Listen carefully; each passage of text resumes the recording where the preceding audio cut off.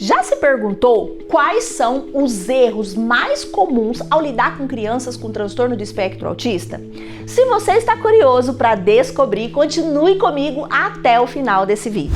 Olá, eu sou a Mara Duarte da Costa, mentora aqui do Grupo Rema, e eu estou aqui para compartilhar algo importante com você hoje. E além disso, eu tenho o privilégio de contar com a presença do professor Luiz Paulo, um especialista em educação especial, que vai nos guiar numa palestra repleta de informações vitais. Nesta aula, eu quero fornecer dicas essenciais sobre o que não fazer ao lidar com uma criança com TEA em sala de aula, com base nos estudos da ABA.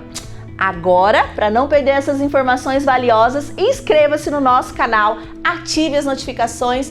Professor Luiz Paulo, a sala é toda sua.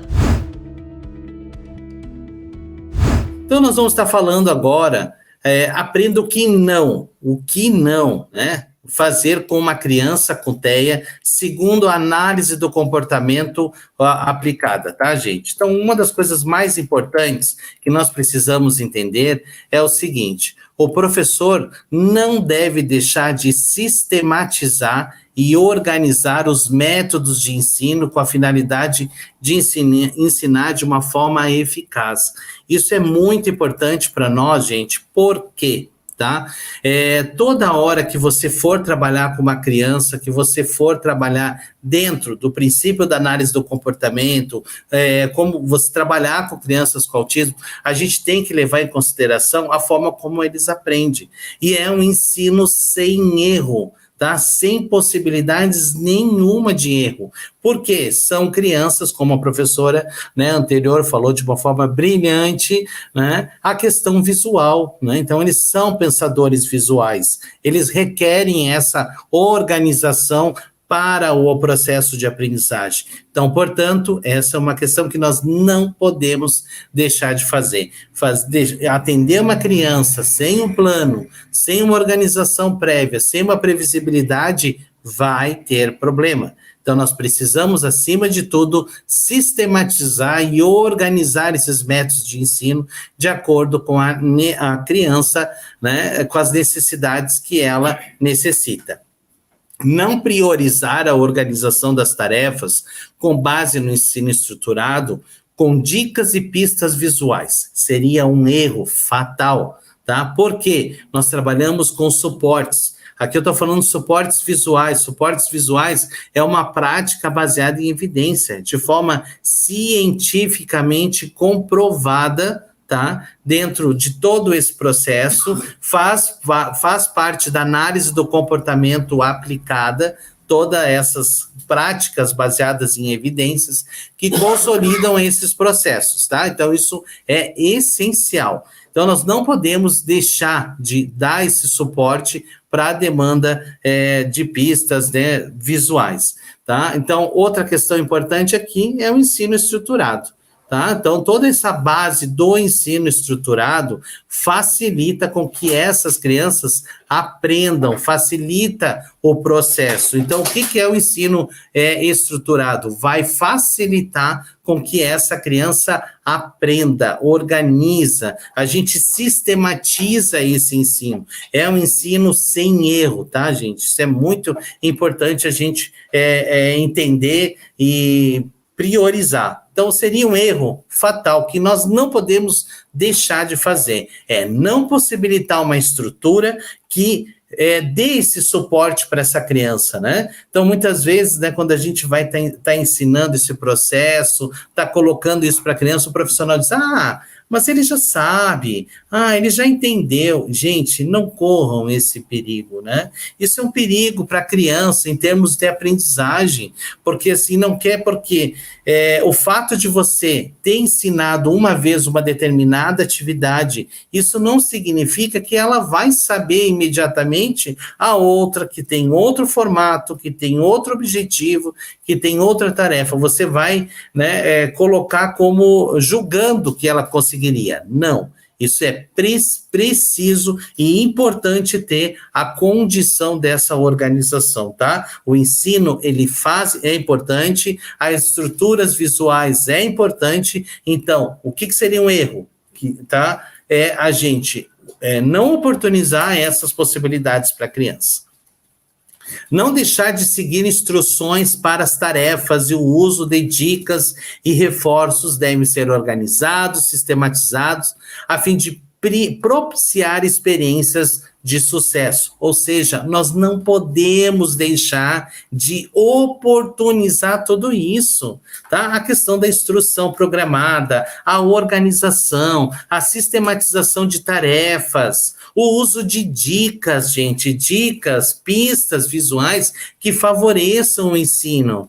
Então, eu sempre costumo dizer para a minha equipe de trabalho, né, eu digo o seguinte, quando você organiza uma atividade para criança com autismo, você mostra para outra pessoa e você pode perguntar, o que é para fazer aqui? A pessoa tem que entender na hora, ela tem que saber. Se você faz esse teste, sempre quando a gente organiza um material, fabrica um material, a gente pede uma opinião para outra pessoa, para ver o que ela fez, se ela entendeu da mesma forma que você pensou, que você planejou, que você organizou. Isso é essencial para que a gente não possa correr a possibilidade de um erro acontecer, tá? Por quê, gente? Porque nós trabalhamos, né? É cientificamente comprovado, por isso que nós estamos aqui, por isso que a gente faz live, por isso que a gente tem uma pós, né, que facilita o entendimento dessas crianças. Então, o ensino sem erro é importantíssimo para a criança com TEA, tá? Então, a gente vai trabalhar através de um ensino sem erro, ou seja, o que quer dizer esse ensino sem erro? Eu, antes de qualquer situação em termos de trabalho com a criança com autismo, eu preciso entender o que ela tem de habilidade, o que ela tem de dificuldade e quais são os interesses. Por quê? São através desses interesses que eu vou oportunizar possibilidades, né, de intervenção, até de interação com ela, para ela poder confiar que eu tenho, né, algo a dar para ela, que eu sou interessante naquele momento para ela. Isso faz parte do nosso processo. Não prever situações. Não vamos prever. Gente, isso é um problema seríssimo. Tem crianças que são extremamente sensíveis, então elas precisam sim, tá, de previsibilidade, elas precisam dessa organização, da sistematização, tá, com que objetivo? Trabalhar a questão da superação dessa distração constante que ela tem, a resistência ou a persistência, né, a mudanças, tá, a falta de motivação. Outra questão importante, a motivação. Jamais, o que eu não posso fazer também é não entender o que essa criança sabe de interesse, quais são os interesses dela, o que ela gosta. Na consulta com a família, essa é uma das perguntas principais que nós precisamos ter. Você, professor, que está me escutando, também precisa saber quais são os interesses da sua criança. O que ela está gostando no momento? Aí tem professores que dizem assim para mim, professor Luiz, mas ela não gosta de nada. Então, se ela não gosta de nada, qual que é o nosso objetivo enquanto profissional? Ensinar ela a gostar de algo. Isso vai fazer a diferença. Então, nós precisamos entender e compreender esses processos, intensificar toda essa dinâmica de trabalho, todas essas estruturas, com que objetivo? Para facilitar com que esse processo seja de forma significativa e literalmente seja efetivo dentro do processo de aprendizagem dessa criança, tá? Então, seria um problema não prever as situações de aprendizado previsíveis para essa criança. Isso seria um problema. Vai ter crianças que a gente não pode prever tanto tempo, né? Que gera ansiedade, às vezes não dorme à noite. Então, vou dizer para ela, amanhã você vai no parque X. Nossa, a criança já não dorme, porque ela está esperando que passe a noite rápido, porque ela quer ir para o parque. Chega na hora do parque, ela dorme. Então, porque ela gerou ansiedade, Então, essas crianças também a gente vai entender o perfil dela, tá? E trabalhar com essas demandas. Isso é muito importante. Ok, gente?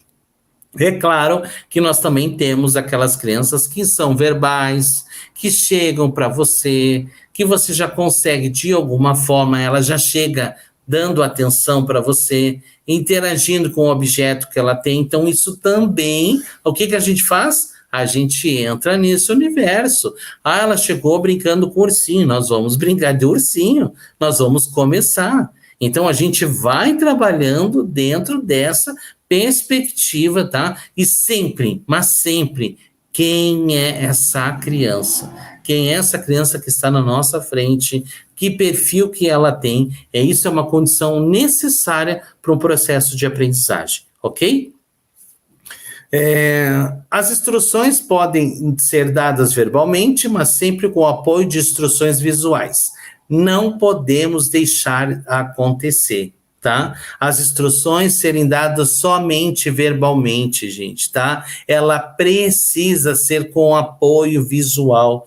Por que, professor Luiz, você fala tanto do apoio visual? Primeiro, que é uma prática baseada em evidência. Segundo, cientificamente é comprovado que dá certo. Se eu já tenho um conjunto de práticas baseadas em evidência que consolidam todo o trabalho em relação ao TEA, gente, por que eu vou fazer? Eu vou aprender essas práticas, eu vou sistematizar essas práticas, né? Envolver dentro da minha dinâmica de trabalho e verificar quais são as possibilidades melhores para aquela criança X que eu estou trabalhando e oportunizar possibilidades. Então, isso é muito importante. Agora, ficar só falando verbalmente com aquela criança que necessita de uma estrutura, que precisa do entendimento. Isso eu não estou dizendo que nós não vamos falar, gente. Nós vamos falar sim. Nós vamos tornar essa criança cada vez mais com autonomia, com independência dentro do processo dela, serem mais dinâmicos, né, na execução das propostas, mas para isso nós precisamos entender toda essa estrutura para que isso facilite, ok?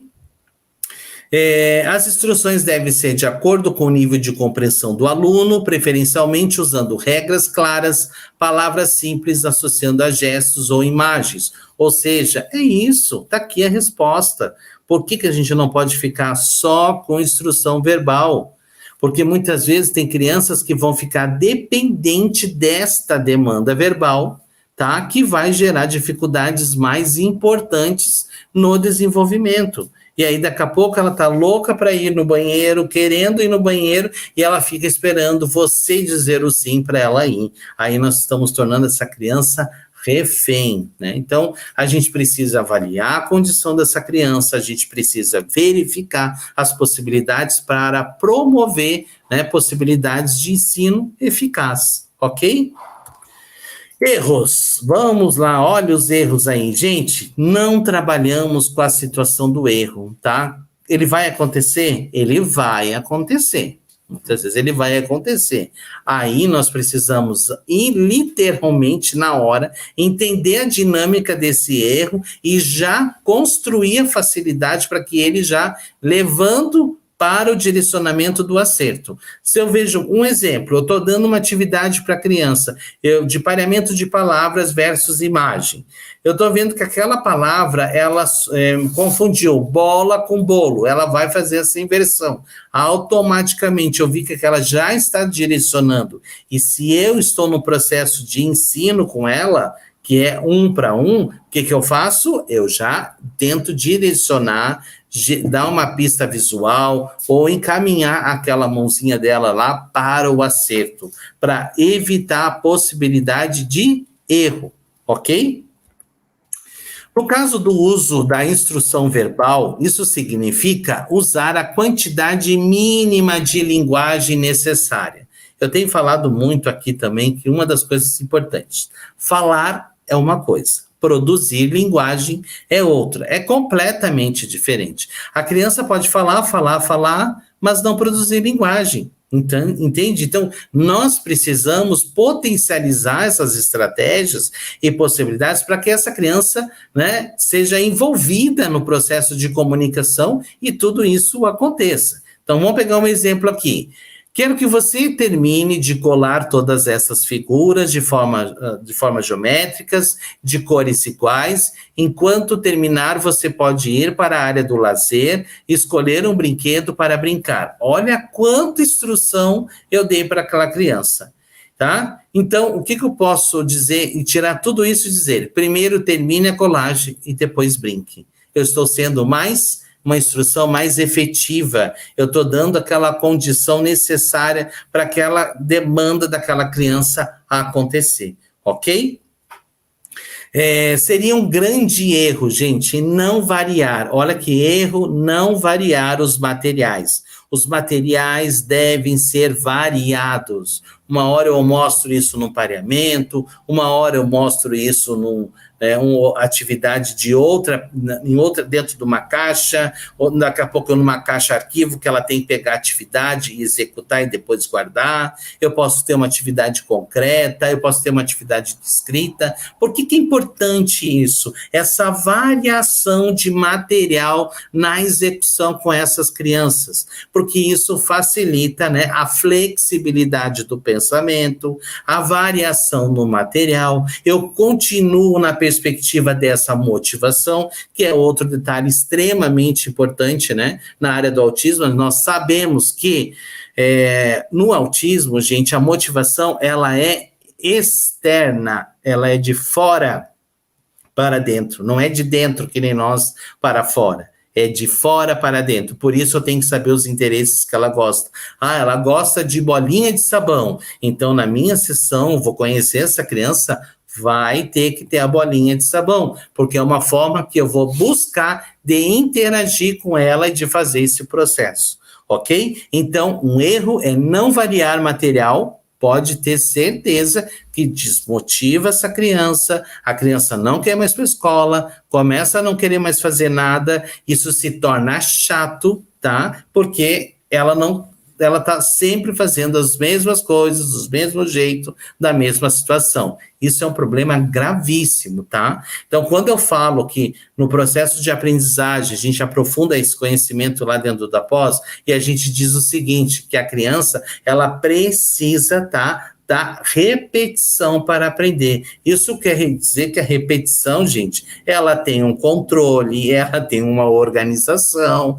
ela tem um princípio importante, ele não fica repetindo para o resto da vida, nós vamos fazendo dentro da análise do comportamento, nós vamos verificando o controle de tudo isso, tá? A gente vai fazendo uma análise, o quanto ela precisa repetir para aprender, quantas vezes ela fez, se ela repetiu, ela aprendeu, pronto, isso já vai para outra dinâmica e vamos para uma questão nova. Isso é muito essencial e importante a gente entender, tá? Ao dar as instruções, o professor deve, certo, dar as expectativas e consequências, se estão organizadas, claras para o aluno, ciente do processo de desenvolvimento de programas. Então, ali você pega um brinquedo, você instrumentaliza, você diz que vai brincar, você mostra, né? E a criança começa a interagir, ela começa a brincar. Então, aquele brinquedo que está muitas vezes na caixa guardada, ela não está vendo. Mas se eu deixo e apresento de uma forma diferente, se eu vou variar também a forma de apresentação desse brinquedo, as possibilidades de intervenção e dessa criança se aproximar disso vai ser muito maior se eu manter na caixa guardada.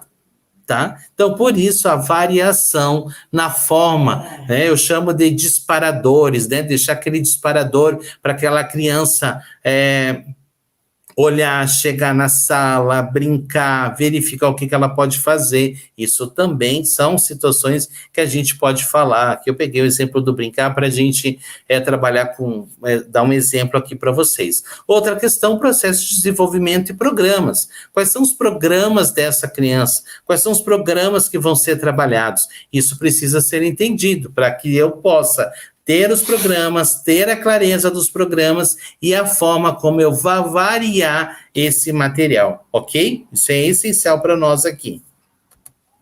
Além de usar gestos, instruções, podem também ser dadas por meio de dicas visuais, tais como apresentar, posicionar materiais de forma sistemática em uma sequência, assim como utilizar desenho e instruções escritas. Eu estou dando mais uma dica aqui e uma possibilidade dessas questões acontecerem, porque se eu só largo ali o brinquedo para a criança, sem eu ter o objetivo por trás daquilo, a criança vai estar brincando por brincar e nem sempre, talvez, tá, ela vai saber utilizar qual é a função daquele brinquedo. Como que muitas crianças às vezes não sabem como brincar. Então a gente precisa ensinar. Aí tem princípios importantes lá atrás, que é do processo de aprendizagem. Qual deles? A imitação. A criança não imita, ela não vai conseguir fazer atividade. Então, a gente precisa aí, para tudo, e vamos trabalhar a habilidade de imitar, para que ela venha adquirir esse processo de aprendizagem e a gente consiga aumentar a oferta de possibilidades, ok? Não deixar da organização do material de trabalho. Utiliza-se a forma de esquerda para direita ou de cima para baixo. Então, esquerda para direita, de cima para baixo, ok? Assim é fornecida uma sistemática para completar as tarefas de forma mais independente. Ou seja, gente, nós vamos trabalhar com a criança a independência dela. Nós vamos trabalhar a possibilidade dela ser independente naquilo que eu estou julgando que é importante dentro do programa, dentro dos objetivos, do propósito que eu tenho enquanto desenvolvimento dela, enquanto o programa dela está notificando, tá? Então, ó, não deixar essas questões organizadas, previsíveis. O plano lá, eu estou ensinando o programa de brincar com essa criança. Eu não deixei separados os brinquedos. Eu vou pegar aleatórios e eu vou trazer. Problema. Isso é problema. Eu preciso, antes que essa criança entre na sala, a estrutura da sala esteja pronta, organizada, eu sabendo o que eu vou fazer com aquela criança, como que eu vou recepcioná-la, que tipos de materiais eu vou executar. Tá pronto. Não adianta chegar a criança ali, gente, e você, de alguma forma, começar a catar material para fazer.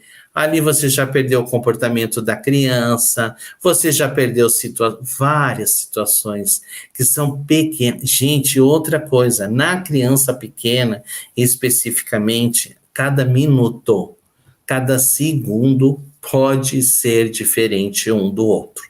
Então, numa sessão de 1 hora, 50 minutos, meia hora, seja quanto tempo for, as possibilidades aumentam a partir do momento que você tem tudo extremamente organizado, tudo previsível, tá? Muito importante dentro desse processo, certo?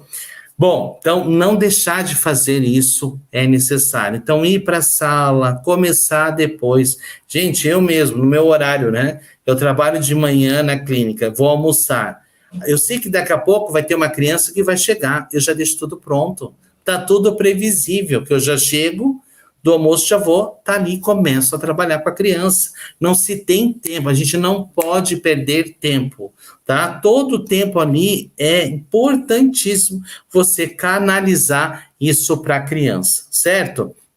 Então, não deixar de organização do material de trabalho, utilizar a forma de esquerda para direita ou de cima para baixo. Mas, professor Luiz, por que isso é importante? Porque isso dá uma previsibilidade, uma organização de como as coisas vão acontecer. Da esquerda para a direita, eu já estou organizando essa criança para um processo de escrita lá na frente. Começo, início, meio e fim, tá? Completar tarefas de forma mais independente, sem necessidade de tantas instruções verbais, principalmente quando está aprendendo, tá? Gente, nós temos que garantir a possibilidade dessa criança no aprender, na possibilidade dela estar executando esse processo, tá? De forma independente. É isso que a gente vai favorecer dentro desse processo. Bom, erro. Alguns questionamentos em que os professores devem levar em consideração antes de um processo de ensino, evitar com que não deixe de ser respondido diante de uma intervenção. O que não pode, gente, deixar de ser respondido diante de uma intervenção? E aí aqui eu trago para vocês essa informação, para que professores que estão me escutando, primeiro, gente, o professor tem a atenção do aluno antes de serem dadas as instruções. Eu preciso isso, tá? Eu preciso entender se aquele aluno está atento à minha demanda, está atento ali, independente do estímulo que eu vou trazer. Se essa criança não está atenta, eu tenho que fazer um trabalho, já talvez mudar o foco, direcionar, trazer uma atividade de atenção para canalizar essa atenção dela, para eu conseguir a atenção dela, talvez ofertar mais um reforço dentro dessa perspectiva com que ela vai se envolvendo e daqui a pouquinho eu consigo trabalhar com ela. Isso é essencial, tá? A linguagem verbal utilizada é específica para o nível de compreensão dos alunos. Isso é essencial, tá? Então, todo mundo pensa assim, eu vou falar da mesma forma para todos. Não, gente, qual é a forma verbal que essa criança entende? Ela entende duas informações, né? Tipo, uma seguinte, então eu quero dado vermelho, tá? Então, ou você vai brincar com dado vermelho lá no pátio. Então, de que forma é essa utilização diante dessa criança?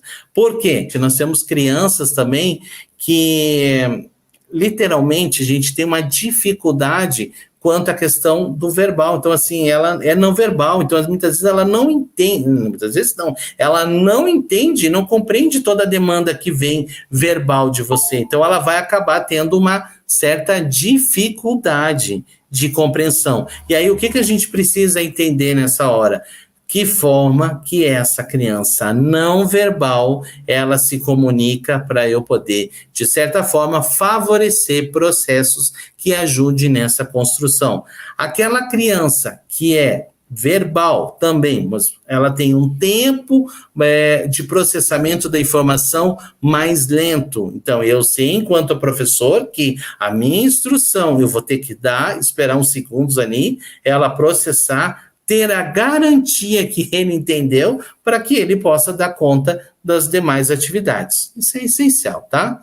A linguagem verbal utilizada é específica para o nível de compreensão dos alunos. Isso é muito importante, a gente precisa saber, a gente precisa entender e não generalizar para todos, tá? Então, qual é a linguagem verbal utilizada específica para o nível de compreensão desses alunos? Ele compreende ou não compreende?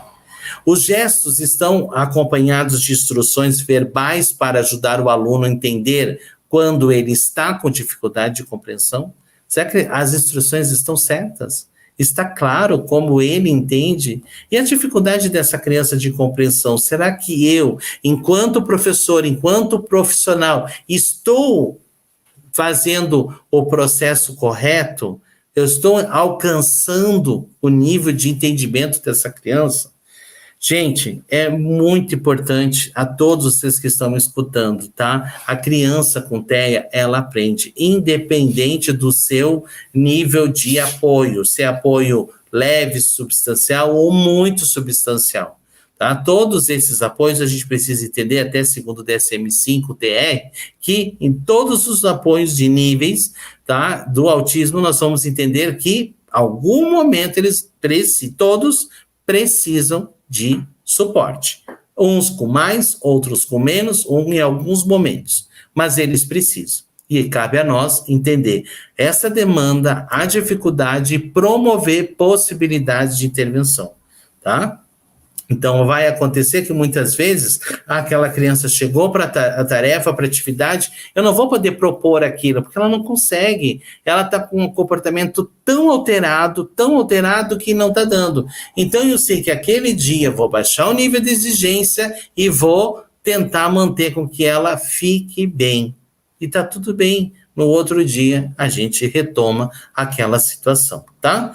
Aluno recebe informação suficiente para ser capaz de completar uma tarefa mais independente possível. Isso é muito importante, gente. Então, nós trabalhamos enquanto profissionais com o objetivo deles serem independentes. Eu tenho que trabalhar tudo que eu penso em termos de atividade, em termos de programa de trabalho, em termos de planejamento, eu tenho que pensar o que vai ser importante para essa criança. Desse meu planejamento está alcançando as necessidades dessa criança. Isso é fundamental quando a gente está dentro da perspectiva, dentro da escola. Enquanto a gente está na perspectiva da clínica, no consultório, né, que a gente precisa entender, na sua essência, quem é essa criança. E o que a gente não pode jamais deixar de fazer é ofertar as possibilidades de intervenção. Isso é necessário, tá, gente? Adequado com a necessidade da criança. Então, antes de qualquer programa, de qualquer situação, eu preciso entender quem é aquela criança. Então, isso não tenho como fugir. Eu tenho que saber isso. Então, não posso jamais fazer isso, deixar de olhar a criança. Eu preciso olhar a criança. Eu preciso saber o que ela está precisando para a gente poder pensar em possibilidades de intervenção, ok? Os materiais são apresentados de maneira organizada, estão organizados, estão previsíveis. Gente, quem trabalha com autismo sabe, quem é desorganizado acaba sendo organizado, aprende com essa prática. Fica tão sistematizado a pessoa com tudo, leva até para a sua vida, tá? Porque tudo tem que ser muito certo, muito correto, porque eles dependem dessa necessidade, tá? E o que eu vou dizer para vocês? O nosso sucesso, tanto do nosso trabalho de intervenção, quanto em relação à criança, vai ter um empenho tão grande, gente, mas tão grande, que vai facilitar com que essa aprendizagem aconteça, tá? É tão fantástico, gente, eu juro para vocês assim, eu vivo isso na minha prática. A partir do momento que você entende qual é a necessidade daquela criança, você faz uma boa avaliação, você estipula esses programas, você começa a trabalhar com planejamento direcionado às necessidades dela e ela automaticamente começa a te dar resultados. Essa é a hora que nós sabemos que nós estamos no caminho certo e que literalmente o seu trabalho foi feito de uma forma correta, tá? De acordo, e o que é correto, o que é incorreto? Correto está de acordo com as necessidades da criança. E o que seria incorreto? Eu ignorar tudo isso que eu estou falando aqui. Todos esses sinalizadores de perguntas que você, enquanto profissional, precisa responder. Você precisa estar muito apto a essa necessidade, ok? O aluno está recebendo a ajuda que precisa para completar a tarefa com sucesso? Né? Que tipo de suporte que ele necessita, tá? O apoio total, né? O semi-apoio, né? Então, ele já tem autonomia para execução. Eu preciso entender. Vai acontecer muitas vezes, gente, o quê? Crianças que já têm o domínio de uma certa habilidade, mas têm uma certa dificuldade em outra. Então, vai acontecer que em alguns momentos aquela habilidade ele já possui, ele já consegue dar conta, mas tem outra que é tão próximo, tão, né, que você diz assim, nossa, mas como é que ele não sabe disso? Ele não sabe porque ninguém ensinou. Ah, mas ele está alternando na aprendizagem. Está alternando porque está faltando o quê? Sistematização. Precisa repetir mais. Precisa alternar mais esse processo. Precisa de uma reavaliação constante no processo dessa criança. Certo? Então, a gente tem que fazer essa leitura, tá? Dicas. As dicas escolhidas são específicas ao estilo e nível de aprendizado do aluno? Tá? As dicas estão certas? O suporte está de acordo com a necessidade? Gente, vai ter criança que na mesma atividade, ela vai ter um tipo de suporte, um tipo de dica. A outra, a mesma atividade para a outra, nem sempre. Então, eu tenho que entender que tipo de suporte, de dica essa criança necessita diante dos objetivos, sejam eles quais são que estejam aprendendo, a gente saber oportunizar de forma correta, tá? Porque qual que é certo? O que é certo? A gente dá todo esse suporte e na medida que ela vai aprendendo qual que é o certo, a gente vai removendo dicas. A gente trabalha com a hierarquia de dicas, como é que faz isso, a gente tem protocolo, como faz para vocês saber que a criança, que tipo de dica que tipo de estímulo, de reforçador ela gosta mais, está gostando menos, então a gente ensina esses processos para que vocês no cotidiano, né, vão fazendo com os alunos, com as crianças que vocês atendem e vai facilitando o processo de aprendizagem e todos os reforços que ela necessita, ok? As dicas são dadas antes que o aluno responda incorretamente, então eu já tenho que dar dica. O que acontece muitas vezes que é um grande erro, esperar a criança errar. Jamais, gente, a gente não deixa a criança errar. Se você está acompanhando, você está percebendo que a criança vai cometer o erro, nós precisamos fazer a intervenção anterior, tá? Vocês já perceberam, quem trabalha com criança pequenininha, né? Se o profissional está ensinando errado, ele aprende errado, o autista aprende errado também. Se o profissional ensinar errado, ele vai aprender errado, gente. Isso é fato, porque eles conseguem fazer essa aprendizagem. É claro que nós temos aí, diante dos níveis de autismo, nós vamos ter lá o suporte muito substancial, que é aquela criança que não vai ter as mesmas habilidades acadêmicas, de desenvolvimento, porém, vai ter habilidades, vai ter situações que nós precisamos conhecer esse perfil para promover possibilidade de intervenção de acordo com as necessidades dessa criança, que muitas vezes não vai ser acadêmica, vai ser funcional, vai ser lazer, vai ser social, tá? Então, aí a gente precisa identificar essas demandas para poder favorecer, ok? O nível de ajuda está sendo retirado a fim de proporcionar a independência, exatamente isso que eu falei, né? Então, a gente vai proporcionando de alguma forma e retirando isso. Então, isso eu tenho que deixar claro. Em que momento que essa atividade essa criança vai fazer com mais apoio, em que momento eu retiro essa estratégia, ok? O aluno está recebendo feedback claro sobre as respostas ou sobre o seu comportamento, conduta, adequado ou incorreto. Ou seja, o feedback, né, a conduta de trabalho frente àquela demanda X de comportamento. Todos estão entendendo? A criança também está entendendo, ela sabe o significado daquilo lá, daquele cartão, daquele pictograma, na hora que você disponibiliza para ela e diz, olha, é proibido bater, tá? Então, muitas vezes é muito necessário. Essa semana também eu tive uns alunos que uma professora comentou comigo o seguinte, prof, eu fui lá, montei as regras da sala e coloquei para minha criança autista, né? Proibido tal coisa, proibido morder, proibido, né, várias coisas. Gente, só que ela fez tudo isso para essa criança que nunca mordeu na vida. Aí eu dei o start.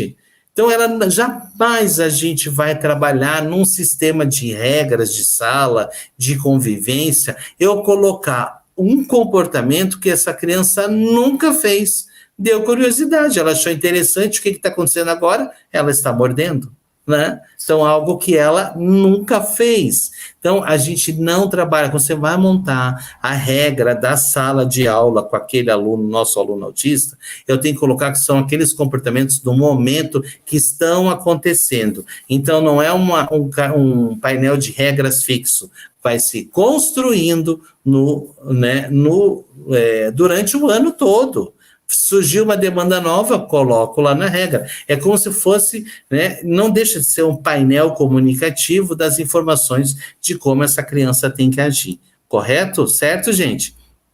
Então, condutas. Eu preciso saber que tipo de condutas eu vou utilizar. As consequências e reforços são claros para o aluno? Está claro o reforço que está sendo utilizado? Eles seguem de imediato o comportamento trabalhado? O tipo de reforço usado é forte para provocar a mudança de comportamento de forma rápida, imediata, e eu sei que eu vou ser eficaz naquela situação?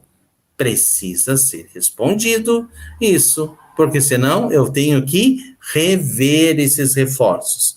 O reforço é dado com a necessária frequência ou eu dou lá de vez em quando? Não, a gente também tem que trabalhar esses sistemas de reforço. A gente tem que saber que tipo de reforço são esses, que momento colocar. Tem que tomar cuidado com os reforços comestíveis, só dando reforço comestível. Eu tinha uma criança que trabalha muito com ele, só reforço comestível.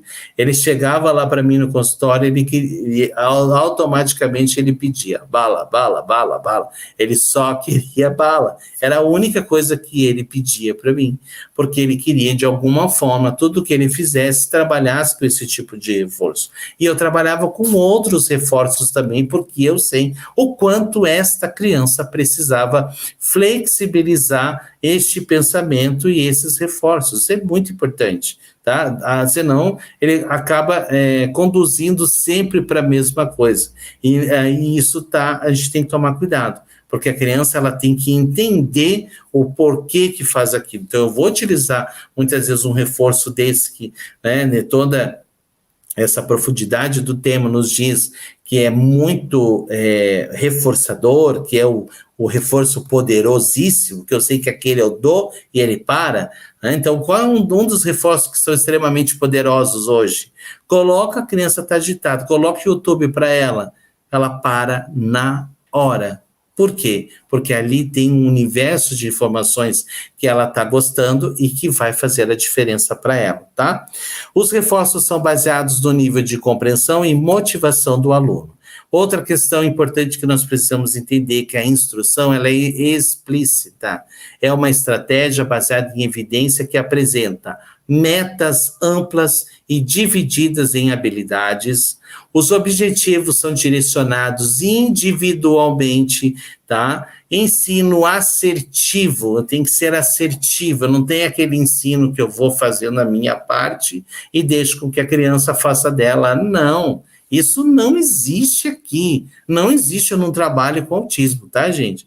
Eu tenho que ser assertivo com aquele reforço, com aquela proposta. Se não deu certo a proposta, a atividade, a gente precisa rever o plano, rever a nossa abordagem, né, rever uma conduta, rever interesses, a gente precisa modelar tudo e remodelar todas as atividades, sim, vai precisar. Agora, eu simplesmente só apresentando, e não cuidar desta evolução, nós vamos ter problema, né? Então, eu tenho uma escola que eu vou sempre estou falando todas as vezes da mesma criança, do mesmo jeito, da mesma forma. Aí agora chegou uma hora que eu disse assim, eu não vou mais nessa escola, eu quero que a profissional venha até mim, aqui. E qual que é o objetivo? Que ela olhe a criança, que ela perceba a criança trabalhando, que ela vai ser efetivo esse momento, para até a gente poder conversar, né, e tirar aquilo que tem de conhecimento prévio da criança, que muitas vezes não está condizendo com as necessidades daquela criança na sua realidade. Então, a gente precisa avaliar essa condição. Isso é importante, tá, gente? Modelagem da habilidade, oferecendo oportunidade e prática. Uma das questões mais essenciais em termos de processo de aprendizado, que nós não podemos deixar de fazer. E se nós não fazermos, vai ter problemas, já vou avisar, graves. É a questão da experiência. Nós temos que promover, fazer com que essa criança tenha experiência, tá, gente? Para que essas instruções explícitas aconteçam, para que essa criança seja direcionada para um processo de aprendizagem eficaz. Estratégias de função executiva, fatores importantes para a condução do tratamento, que no caso de não realizada, seria um erro, ou seja, funções executivas. Nós precisamos entender e falar sobre função executiva, tá? São todas essas questões que são essenciais. E o que nós vamos levar em consideração aqui para o TEA, tá? as condições ambientais, como que essa criança está no ambiente, tá? Físicas, sociais, que podem influenciar no sucesso desse tratamento. Fazer uma leitura do ambiente no qual a criança se encontra inserida, para poder entender quais os fatores podem estar mantendo os comportamentos inadequados ou dificultando a ocorrência e comportamentos adequados para o desenvolvimento da criança. Ou seja, eu estou fazendo, estou trabalhando, ok. Eu vou lá e encho a professora de sugestões. Não, eu preciso, antes de dar essas sugestões para a professora, ser assertivo com ela.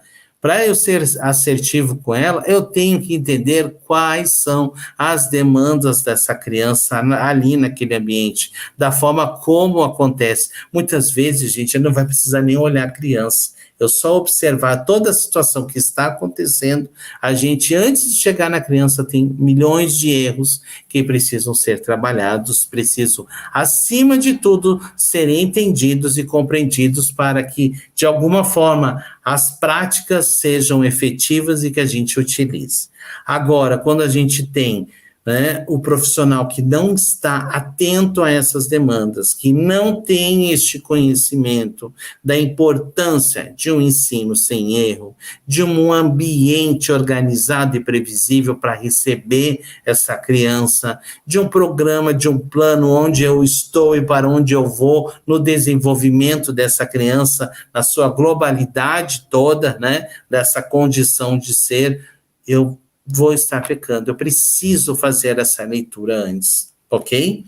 Avaliar se o nível de exigência dos adultos envolvidos está compatível com a capacidade cognitiva e física da criança. Estudar a criança os comportamentos próprios da sua idade. É importante. Eu tenho que entender também o que é desenvolvimento humano, o que é esperado para uma criança de 5 anos. Eu tenho que entender isso, o que está esperando. Agora vou também observar esta criança com autismo dentro dessa perspectiva. Então, a gente também, dentro daquele ambiente, daquela série, muitas vezes aquela série não está adequada, todo aquele serviço, né, aquele ensino comum não está de acordo com as necessidades daquela criança. Muitas vezes ela precisa de um trabalho mais direcionado, e aí precisa ser efetivo. E para tudo isso, precisa ser um caso estudado, analisado, frequência de aprendizado, um bom acompanhamento para facilitar, tá? Atuar enquanto facilitador para a criança ter sucesso nas intervenções, isso é essencial, tá? Início pelas aquisições mais fáceis, passando gradualmente para as mais complexas. Em resumo, o que é? Passo a passo. O ensino mais básico para o nível mais complexo. Isso é importante. Tá? Intervir visando na aquisição de comportamentos funcionais. Tudo que ele aprende tem que ter o quê? Função. Qual é a função daqueles comportamentos? Para que sejam literalmente adquiridos e aprendidos. Realizar alterações na organização do ambiente. Se a gente vê que o ambiente não está previsível com essas organizações, nós temos que facilitar, né, de alguma forma, oportunizando um ambiente previsível para essas demandas. Importante aqui também a manutenção desses comportamentos, daquilo que ela aprendeu. Tudo aquilo que ela aprendeu, nós temos também que generalizar. Isso é um grande passo do processo de aprendizagem da criança com autismo, a generalização daquilo que ela aprendeu, tá? Garantir o reforço imediato também, eficaz por uso de reforçadores, de acordo com o interesse da criança, na medida que eu estou utilizando o reforçador, a criança emitiu o comportamento diante da conduta que era esperada, esse reforçador tem que ser imediatamente, né, para que ela faça o pareamento dessa situação com o reforço e ela entenda as condições, tá? A escola deve criar, estou passando aqui do tempo, terminando, gente, a escola deve criar estratégias para a conscientização da comunidade, principalmente, né, dos pais em relação ao processo da aprendizagem, né, tornarem-se parceiros, cúmplices desse processo, tá? Estabelecer antes do início do letivo os objetivos de aprendizagem, os tipos de suportes, os critérios de avaliação que vão ser dados, tá? O nível cognitivo da criança precisa ser entendido para adequação de currículo, para estimulação, né, de todas as funções neuropsicológicas, de aprendizado, de estratégias acadêmicas. Um registro do desempenho e comportamento do aluno é importantíssimo. A utilização dos recursos visuais, agendas ilustradas, calendários, painéis, né, com todo o suporte visual necessário para que essa criança aprenda, de alguma forma, né, ter a base para uma individualidade e uma independência, né, que é o que a gente precisa. A escola deve oferecer um professor auxiliar para acompanhar o aluno de acordo com a necessidade, o grau de funcionalidade que essa criança exige, e esse profissional é essencial, o conhecimento pleno do desenvolvimento dessa criança, tá? A comunicação alternativa, aumentativa, na medida que essa criança precisar. Aqui nós temos outra prática baseada em evidência, que é o PECS, Sistema de Comunicação Alternativa, que é por troca de figuras. Lá dentro de uma disciplina que se chama comunicação, a gente vai trabalhar muito tudo isso diante dessas possibilidades, tá? Aí nós temos aqui análise do comportamento aplicada, o TIT como uma base também de todo esse ensino estruturado para facilitar todos os objetivos, as propostas, tá? Reuniões regulares, com objetivos dos programas, com troca dos profissionais que trabalham, com as características do indivíduo, sempre onde nós estamos e para onde a gente vai, aonde está indo, caminhando com a necessidade dessa criança, né? Uma comunicação diária, né, entre o professor, os pais, a equipe que acompanha, né? Hoje facilita muito a questão do uso do celular, né, do grupinhos de WhatsApp da equipe, né? Então isso também facilita com esse processo, mas tem que ser funcional. A gente tem que ser claro e objetivo nas demandas que são necessárias. Obrigado por assistir até o final. E se você gostou desse vídeo, então não se esqueça de curtir e compartilhar com seus amigos. Isso ajuda muito a gente a disseminar o conhecimento para muito mais pessoas. E se ficou alguma dúvida ou sugestão, pode deixar aqui embaixo nos comentários que teremos o maior prazer em responder. Eu adoro quando vocês contam as histórias de vocês em sala de aula, porque isso enriquece muito a discussão. E aqui na Rema, o conhecimento não tem fim. Quer saber mais? Clique aqui no vídeo que está aparecendo na sua tela para aprender ainda mais. Até a próxima!